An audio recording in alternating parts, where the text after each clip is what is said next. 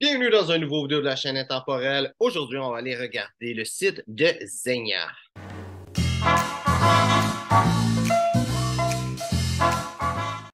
Donc, Zegna, qui est une compagnie, premièrement, une compagnie de tissu. Donc, souvent, c'est un vêtement d'une bonne qualité. Souvent, ça va être un vêtement qui vient pas de cette compagnie-là, à part peut-être quelques compagnies comme Zegna, entre autres, là. Sur à l'intérieur ici, comme là, ici, c'est une étiquette de Leo Master, une étiquette de fabricant. C'est peut-être une étiquette d'un de tes habits ou veston que c'est dit Zegna dessus, qui est une des grandes compagnies de vêtements, de tissu, je veux dire. C'est aussi une compagnie de vêtements de luxe et de parfums. On va regarder le site ensemble. C'est la page d'accueil du site.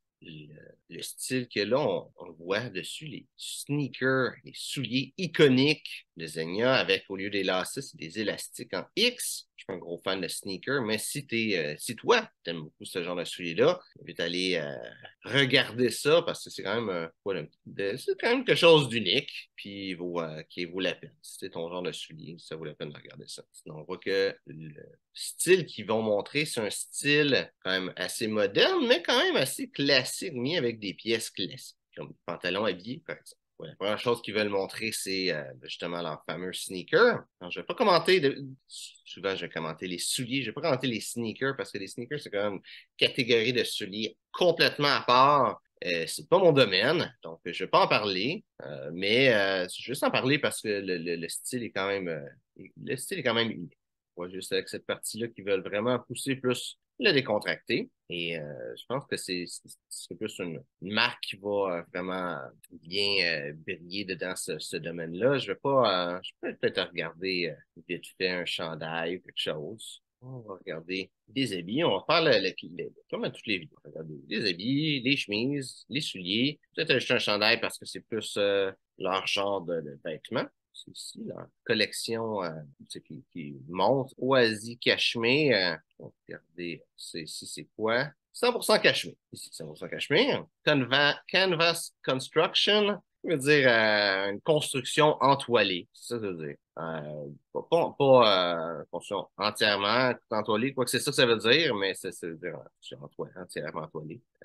Sinon, ça explique un petit peu les choses. Je sais pas c'est quoi les boutons, c'est du plastique, ça le dit pas. Peut-être c'est écrit dans les petits détails, mais c'est quand même 100% cachemire. Est-ce que ça vaut la peine d'avoir un habit en cachemire si tu si tu vois le prix, là? Si tu as cet argent-là, c'est une autre question à se poser, mais le cachemire, encore une fois, c'est pas le premier habit en cachemire que je commente dans les vidéos, dans ces vidéos-là où ce que je regarde des sites. J'ai vu Hugo Jacomet dire qu'un habit en cachemire, c'est pas nécessairement une bonne idée, malgré le fait qu'il s'est fait un habit en cachemire puis qu'il a dit que c'est pas une bonne idée. Le problème, c'est que les pantalons usent vite. Le cachemire va user plus rapidement. Le bon côté du cachemire, c'est que ça va user plus beau, ça va moins paraître. Fait que dans le fond, le cachemire va user, tu t'en rendras pas compte jusqu'à temps qu'il soit trop usé, puis là, tu t'en rends compte. Fait que ça, c'est bon, c'est mauvais côté. Généralement, c'est pas recommandé d'avoir des pantalons en cachemire. Les vestons, c'est correct, c'est des pantalons qui suent plus vite d'eux-mêmes. Donc, si tu as cet argent-là à acheter pour cet habit-là, c'est une autre chose. Ça ne dérange pas de payer 10 000 pour un habit qui va s'user plus vite, mais qui est en cachemire, ça, c'est toi. C'est sûr que la qualité à 100% cachemire, c'est une qualité excellente. C'est pas la meilleure, c'est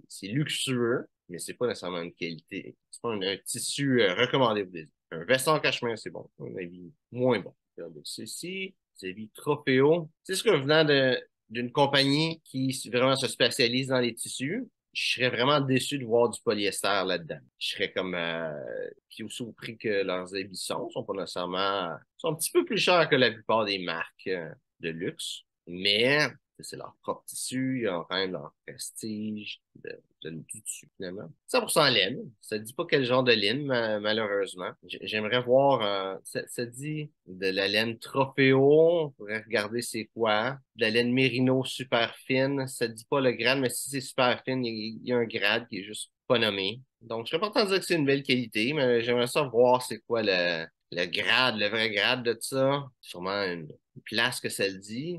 C'est vraiment juste le site pour les vêtements ici, donc les informations sont moins là. pas commenter plus que ça, mais tu sais, c'est un habit 100% laine. C'est la base de la qualité d'un habit. Il y a autre chose que de la laine, ou à moins que ce soit du cachemire ou de quoi, là. Mais tu sais, si c'est des matériaux synthétiques d'ajouter dedans, c'est sûr que généralement, c'est moins bon. Je trouve ça décevant qu'ils donnent moins d'informations. Il y avait d'autres marques. J'oublie c'est quoi la marque. Il y avait la doublure en soi que je disais que c'était pas bon. Mais malgré que ce soit pas bon, ils disaient c'était quoi la doublure. Il y a d'autres marques qui disent c'est quoi la doublure, et ça, ils le disent pas. Qui est dommage. Ils devraient le faire, spécialement pour le prix que le monde va payer. Peu importe c'est en quoi, au moins dis-le c'est en quoi. Généralement, c'est quand tu mets de quoi de pas bon que tu caches des affaires comme ça, même si je serais sûr que ce soit le cas. OK, bon, là, Oasis Cachemire, on va pas regarder ça parce que c'est sûr que c'est du cachemire. On va laisser ça. C'est un polo shirt. Mais techniquement, une chemise polo à manches longues, c'est une chemise rugby. C'est pas une chemise polo, c'est une chemise rugby que ça s'appelle. Mais c'est pas grave. La part du monde ne le savent pas, fait que c'est pas la fin du monde. Donc, 70% cachemire, 30% soie. Donc, ça montre vraiment, c'est une super qualité de tissu pour, c'est sur du luxe, c'est du clair. Donc, avec du cachemire, c'est en plus du luxe qu'autre chose. Je dis à 6 500 $ ça revient quand même assez cher. C'est sûr qu'il y a de la soie dedans qui va augmenter le prix. Un mélange cachemire-soie, ça va être un peu plus dur à trouver moins cher. Mais tu sais, quelque chose 100% cachemire, ça peut se trouver. Spear McKay, j'en ai acheté un. Il était en liquidation, j'ai payé 140. Mais il était 260, si je ne me trompe pas, avant. 260, 100% cachemire. Tu peux avoir de quoi de. Là, je vais avec Spear McKay, mais pas juste Spear McKay qui existe. Tu peux avoir pas la même qualité, mais une super qualité pour moins cher que ça. C'est tout le temps ça, les marques de luxe en réalité. Tu payes beaucoup pour le nom. Et des fois, certaines personnes, c'est important. Puis je vais pas juger du monde pour qui c'est vraiment important. Et même financièrement, c'est une bonne idée. On pense d'un avocat qui est vraiment c'est un super bon avocat. Des dépenses comme ça peut valoir la peine. C'est la meilleure idée que je m'imagine. Si tu regardes, si tu as vu l'émission Suit, dans Suit, le personnage principal porte tout le temps des habits de Tom Ford. Les habits de Tom Ford sont quand même assez chers. C'est des habits de luxe. Pourquoi est-ce qu'il porte des habits de Tom Ford et qu'il n'achète pas des habits, tu sais, je vais aux États-Unis, mais chez Men's Warehouse aux États-Unis ou à une autre place quelconque, acheter des habits moins chers, mis à part le fait qu'il peut se le permettre, c'est que il y a un prestige avec ça. Il y a certaines personnes qui voient son avocat. Là, je parle d'un avocat, mais ça peut être plein d'autres domaines. Dans les finances aussi, une personne qui va être un conseiller financier.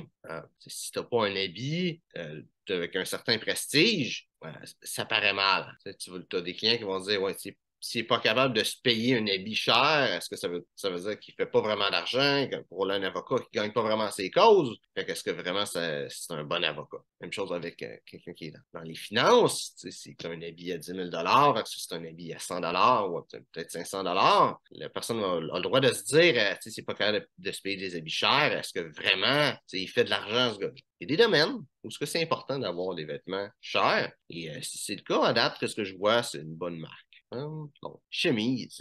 On va tout de suite avec ce que c'est dit. Donc, le site est en anglais, malheureusement, mais ça dit que c'est des chemises avec un coton fin et fine cotton and silk fabric. Donc, des chemises en soie et en coton fin. Regardez, classique chemise bleue ou blanche. Ça a l'air d'être exactement la même chemise. 85% coton, 15% cachemire. J'aimerais ça voir le tissu de ça, là. Je pense pas jamais avoir vu de chemise en coton cachemire. J'ai vu des chandails coton cachemire, des choses tricotées, mais une chemise, c'est toujours tissé, pas la plupart du temps. Ce serait intéressant de voir la texture que ça a. C'est sûr, c'est quand même une chemise à 600 mais pour qu'est-ce que c'est pas juste une chemise en coton. Une chemise juste en coton à 600 bleu comme ça. On ne sait pas vraiment c'est quoi la marque, je dirais que ça vaut pas la peine nécessairement. Mais si tu as une marque, si tu as une peine de cachemire, quand même un petit quelque chose de plus qui offre. Puis, detachable stays, ça c'est commun, c'est les baleines de colle qui sont amovibles, c'est ce que ça veut dire. Sinon, il n'y a pas grand-chose à dire dessus. Ça explique pas beaucoup de choses dedans, mis à part que c'est du cachemire. J'aimerais savoir cette chemise-là en vrai. On va voir à quoi ça a l'air que ton cachemire. Oui. Cashco. Ah, OK. C'est ça. Cashco, c'est pour cachemire coton. Ici, ça dit une chemise de coton. Il y en a qui ça dit jersey, qui est un matériel tricoté. Jersey, c'est le matériel d'un t-shirt, dans le fond. Ah, lui, c'est lui aussi, un jersey. Donc, un petit peu plus souple. C'est pas un matériel que j'aime beaucoup pour une chemise. Mais je sais que j'ai des personnes qui aiment ça. 100% coton. Toujours pas beaucoup d'informations. Ça dit nettoyage à sec. C'est une chemise en coton. Je sais pas s'il y a vraiment besoin d'un nettoyage à sec là-dessus, mais en même temps, si tu peux te payer ces chemises-là, tu peux les amener au nettoyage à sec. C'est pas grave. Ça me semble être juste une qualité standard de chemise. Rien d'exceptionnel, rien de mauvais non plus. Mais j'aimerais savoir coton égyptien, coton pima, quelque chose qui n'est pas juste coton. Je sais pas qu'est-ce qui se passe. Je vois plus beaucoup de choses en coton égyptien. En coton pima, j'en ai vu quand même récemment. Mais j'ai plus beaucoup de choses en coton égyptien. Je sais pas si il se passe de quoi en Égypte. Ben, écoute, le coton égyptien, c'est pas seulement juste en Égypte, c'est le type de coton, là. Il se passe de quoi avec ce genre de coton-là? Si tu es au courant de pourquoi est-ce qu'il n'y a plus beaucoup de coton égyptien dans les vêtements, mets ça dans les commentaires, je serais intéressant à savoir. Et on va finir avec les souliers. Parce que des Oxford et des Derby, donc des Richelieu et des Derby, c'est vraiment merveilleux. Il y a des compagnies de souliers pour Stacey Adams, par exemple, qui savent même pas la différence entre les deux, qui étrange, une compagnie comme ça. Juste de même, à l'œil, je vois que c'est des semelles cousues. On va regarder une. C'est déjà un bon point. Ouais. En cuir, un cousu Blake. Il y a regardez là, ici, un bout de caoutchouc en avant et en arrière. C'est intéressant qu'il ait mis ça en caoutchouc. Moi, j'aimerais mieux voir ça en métal, mais c'est sûr que de nos jours, en caoutchouc, c'est le fun parce que si tu es du genre à porter tes souliers à l'intérieur, chez toi, tu as moins de chances de graffiner tes planchers avec un bout en caoutchouc qu'en métal.